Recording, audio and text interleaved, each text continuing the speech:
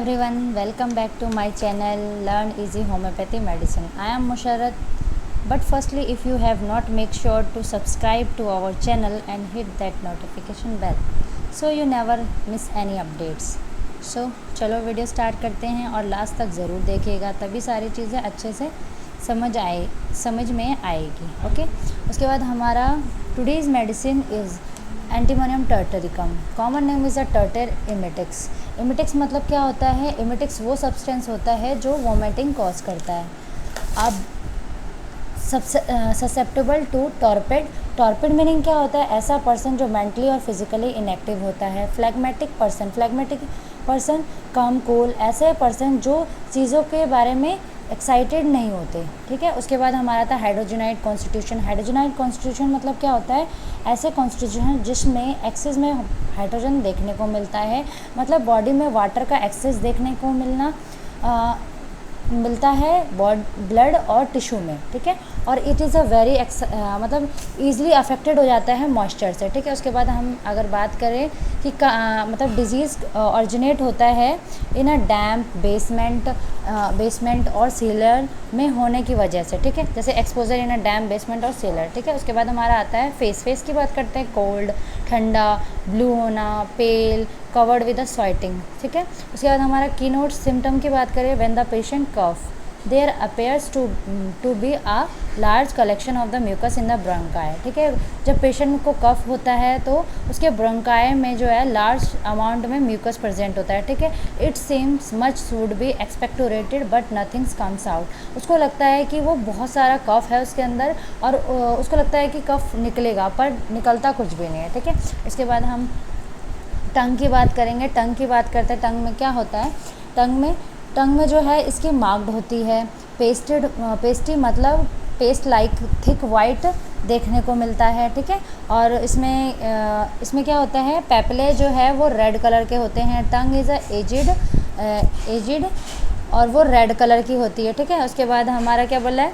देखो, coated pasted thick white with a reddened papillae and red edges, red in streaks, very red, dry in a middle. मतलब बहुत ज़्यादा लाल होती है और वो मिडल में लाल और ड्राई होती है. ठीक है. उसके बाद हम इसकी क्रेविंग की बात करें तो क्रेविंग जो होती है इसके एप्पल होते हैं, जो एलो में भी सेम क्रेविंग होती है एप्पल की. ठीक है. अब हम वोमिटिंग की बात करते हैं. वोमिटिंग में क्या होता है? In any position except lying on a right side. ठीक है. इसमें किसी भी पोजीशन में वॉमिटिंग होती है एक्सेप्ट राइट साइड में. उसे राइट साइड में आराम मिलता है. ठीक है. उसके बाद क्या होता है? Vomiting followed by the drowsiness and prostration then faint. ठीक है. उसके बाद क्या होता है? वॉमिटिंग तब तक आती है जब तक उसको बेहोश नहीं हो जाता वो. ठीक है. तब तक उसको वॉमिटिंग आती रहती है. उसके बाद ड्राउजीनेस का मतलब क्या होता है? ड्राउजीनेस का मतलब होता है उबासी आना. उसके बाद पोस्ट्रेशन का मतलब क्या होता है? पोस्ट्रेशन का मतलब होता है वीकनेस. ठीक है.